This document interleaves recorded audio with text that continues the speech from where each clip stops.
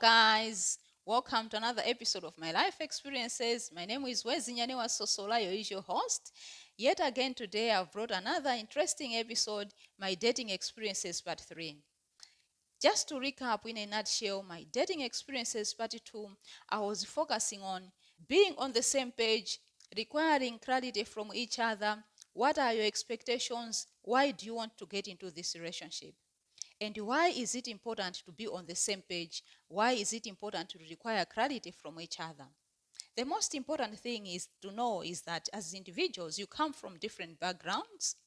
You may come from a different time. You may come from a different space. So because of that, another person may say, I would like to get into a relationship with you because I want to have fun with you. I want to spend time. And that could be a very valid reason for that person at that particular time. While for you, you may say that right now I want to get in a relationship with you because I want to work towards stability. I want to work towards a relationship that is very lasting. I want to work towards marriage. So, if your expectations are different, obviously it means that in the long term, your relationship will not be able to work.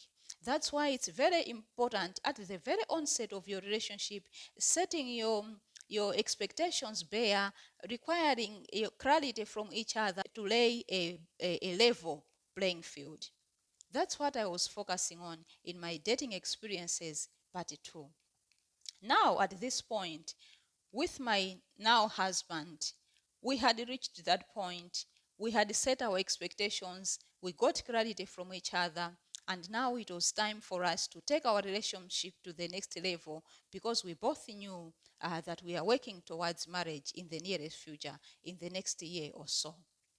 He came to me and said, Wezi, I feel like you should visit my people. My people should know you.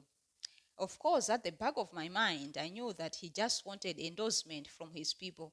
They should tell him maybe he was second guessing himself, which is good. I mean, sometimes you just need your people to tell you what they think of that particular person. So from where we are staying to where his parents were, it was an hour and a half drive. We did not have cars, both of us, so we took public transportation, a minibus. The 1.5 hours that I spent with this guy in this public transportation was the most revealing time that I had ever spent with this guy before. I knew about this guy like I had never known before because in Chichewa just reminds me there's a certain saying that goes, alidele nkulinga utaenda naye. Like, for you to know a person, you need to spend time with them. And this 1.5 hours that we spent, he was all speaking about trees. The whole conversation was all about trees. It was like, these are the type of trees which grows in this area. This is the type of soil. This is the type of landscape. This is the type of climate. And the names of the most common trees in this area is called mtete. The scientific name of this tree is called Senegalia polyanthantha. I was like, wow, this guy really loves trees. And I started asking myself that, does this guy that I want to marry have a romantic bone at all within him? Because all he's talking about is trees. And I was even ashamed to ask him something else. I was like, can't he even talk about something romantic, something to do with us? Is this what we are going to spend our time dealing with when we get married? Talking about trees and the soils and what have you?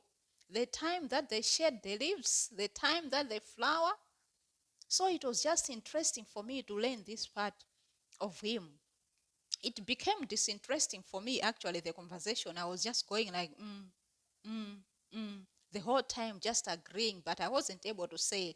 But it was very revealing of the kind of person that I was getting into. So just know that sometimes it's very important to listen from a person to learn what is it that they like about themselves.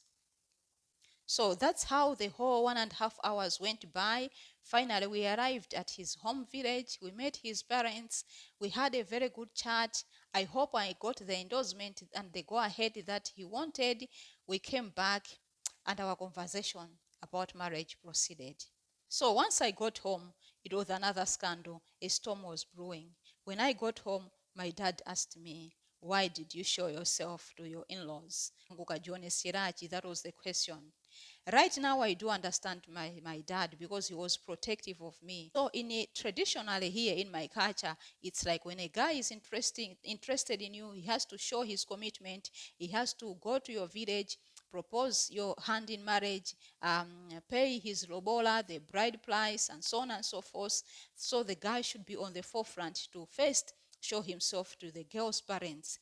That's when maybe as a girl, you are permitted to go and show yourself to the parents of the boy once the guy shows the commitment. So my dad was worried. And I really buy into his worry because usually the boy has an upper hand in a relationship. He does the proposing. So as a woman, you may fall hard into a relationship. You may give yourself emotionally. You may give yourself physically. And at the end of the day, you may be vulnerable to that guy, emotionally invested, and then the guy leaves you. Then you start crying, why has he broken up with me?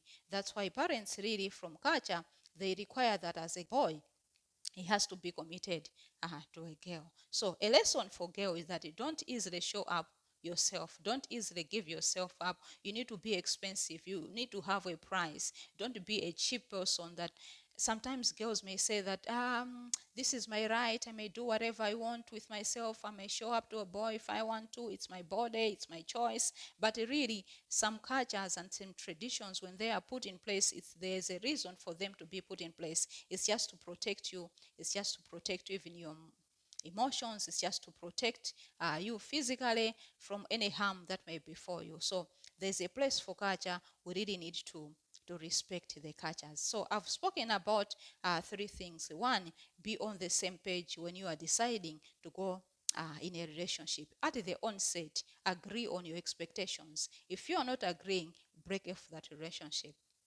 The second thing that I've said is that you need to spend time with each other in a group setting. Spend a lot of time, know about that person, listen to their conversation.